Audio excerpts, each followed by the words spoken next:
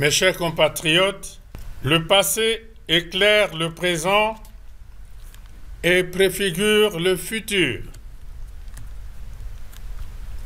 En 2025, il s'agira de fortifier les avancées enregistrées en 2024.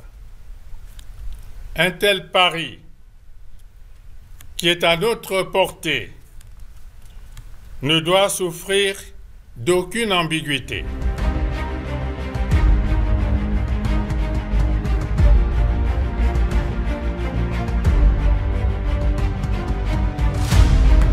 Au cours de ces dernières décennies, la République du Congo a connu des avancées notables en matière d'infrastructures, marquant des progrès significatifs dans divers secteurs.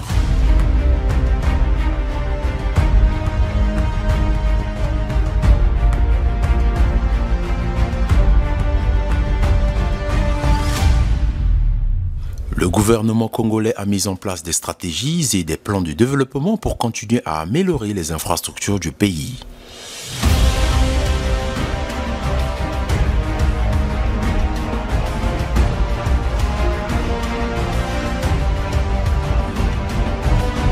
Dans les années 2000,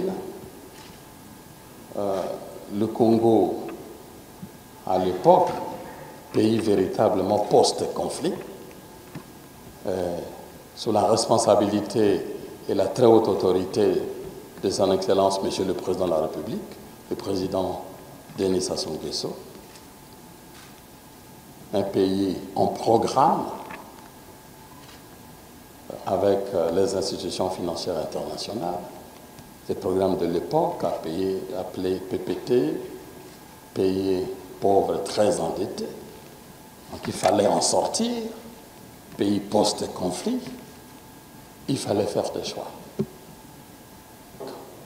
Évidemment, ce souci de désenclaver le pays, de construire des infrastructures et de viabiliser l'ensemble du pays par l'interconnexion.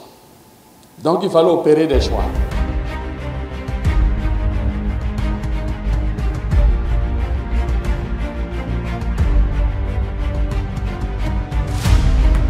Bien que des défis persistent, les perspectives pour l'avenir sont positives avec des initiatives et des stratégies mises en place pour continuer à développer les infrastructures sur l'ensemble du territoire national.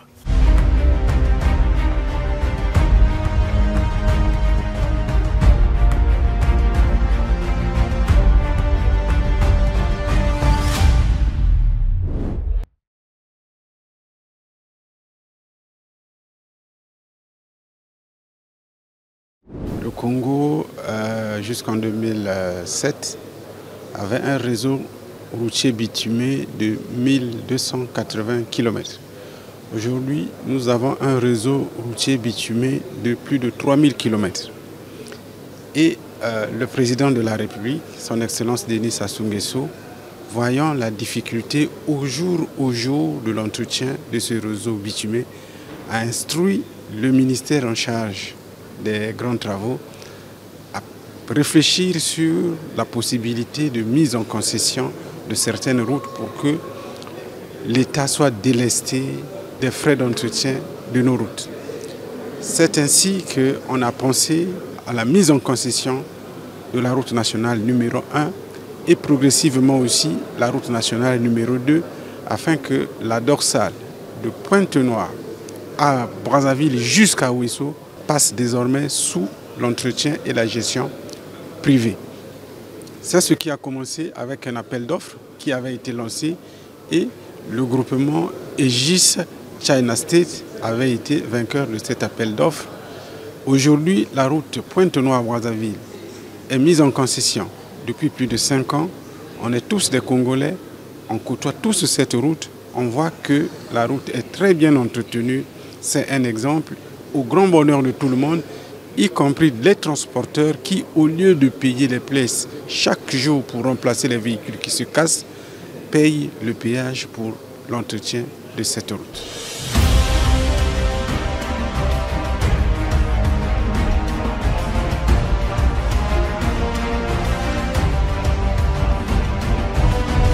Grâce aux efforts du gouvernement de la République et la participation active de la jeunesse congolaise, la République du Congo transformera son potentiel en une force de développement.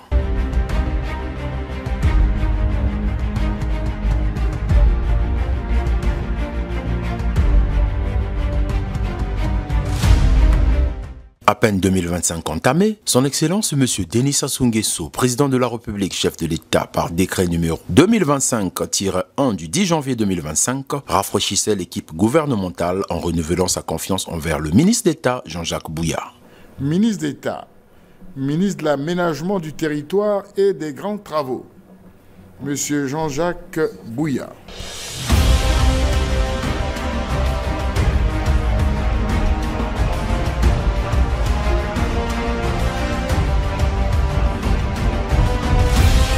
Malgré d'innombrables défis importants pour assurer un développement durable et inclusif en République du Congo, les perspectives infrastructurelles sont globalement positives avec à la clé des projets de construction, de rénovation et d'amélioration des infrastructures existantes ainsi que les nouvelles technologies et approches qui façonneront l'avenir du Congo.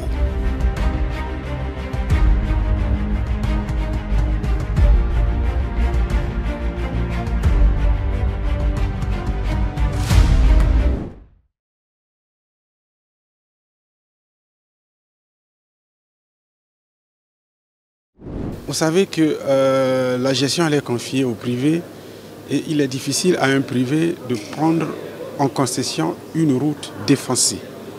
Donc aujourd'hui, il faille que le Congo remette d'abord en état de circulation la route nationale numéro 2 pour qu'elle bascule en concession par la LTR étant donné que le contrat est signé.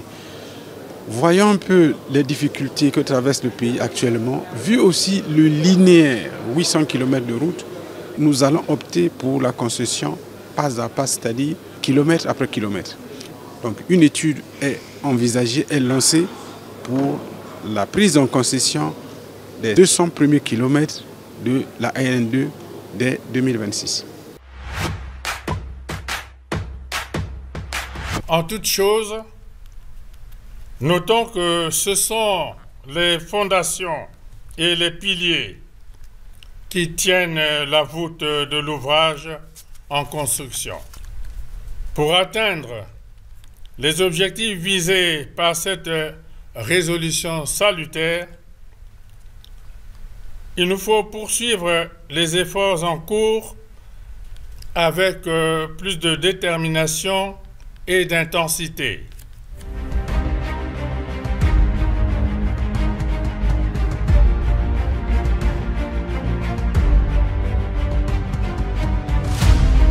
Il est important de noter que l'ensemble des projets de développement ne sont pas sans défis.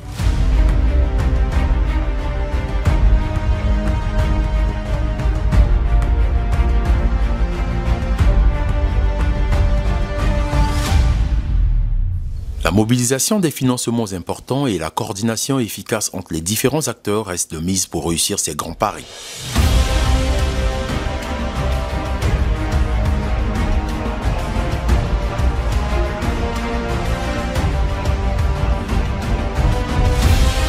De plus, il est essentiel de veiller à ce que l'ensemble des projets qui s'exécutent soient réalisés dans le respect de l'environnement et des populations locales.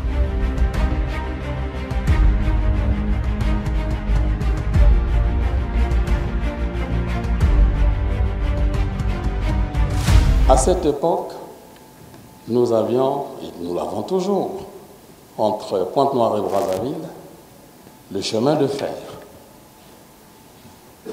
Chemin de fer Congo-Océan, qui en fait est un ouvrage pour l'Afrique centrale.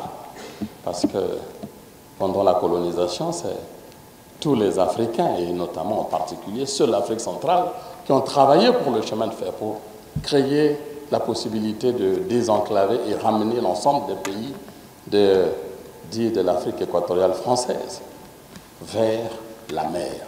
Ce projet caressé depuis les indépendances,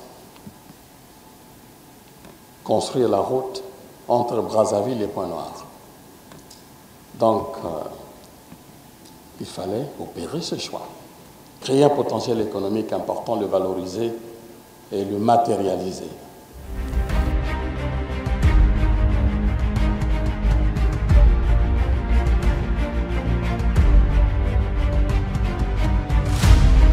En sa qualité de maître d'ouvrage délégué de l'État congolais, la délégation générale aux grands travaux œuvre aux côtés du ministre d'État Jean-Jacques Bouya en collaborant efficacement avec des institutions et agences gouvernementales, des entreprises de construction et des partenaires internationaux pour réaliser des projets d'envergure.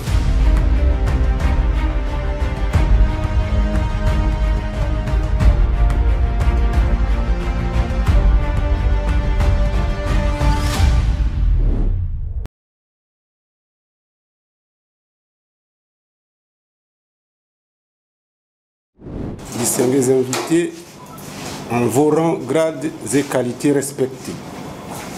Mesdames et messieurs, réunis en matinée de ce 21 janvier 2025 pour le lancement du projet de renforcement du service hydrologique national en vue d'améliorer les capacités de notre pays, le Congo, dans la gestion de ses ressources en eau et à prévenir les risques liés aux phénomènes hydrologiques tels que les inondations, les sécheresses et les pénuries d'eau, le projet reste et demeure dans toutes ses composantes un outil important permettant d'affronter les défis futurs. Il s'agit non seulement de mettre à jour des stations de mesure et l'installation de nouvelles stations hydrologiques pour surveiller les débits des rivières, les niveaux des réservoirs, les précipitations et les températures, mais aussi de l'utilisation des technologies avancées pour l'analyse et la gestion des données hydrologiques en temps réel.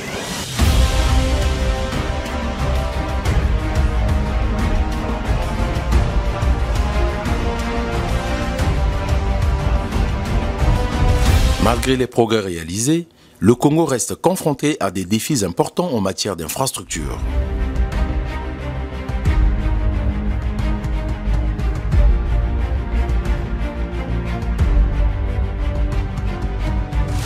Les perspectives pour un Congo moderniste s'annoncent globalement positives, avec une croissance économique attendue et des efforts continus pour améliorer le développement humain.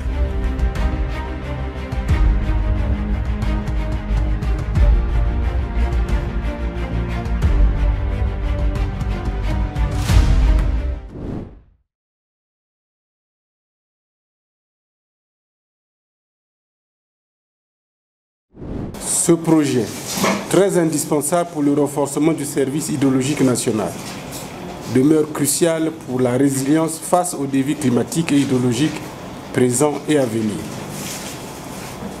Convaincu que les ressources et les idées générées aujourd'hui porteront leurs fruits et aideront à faire avancer ce grand projet, nous tenons à vous féliciter pour l'énergie et l'implication que vous avez investi tout au long de cet atelier.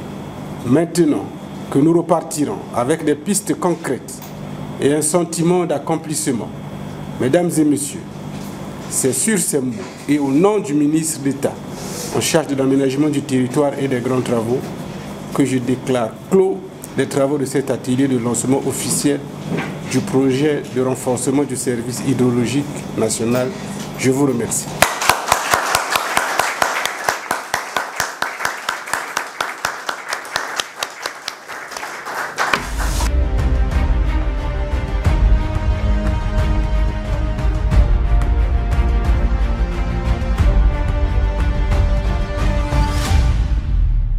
En République du Congo, les perspectives pour un avenir meilleur sont encourageantes.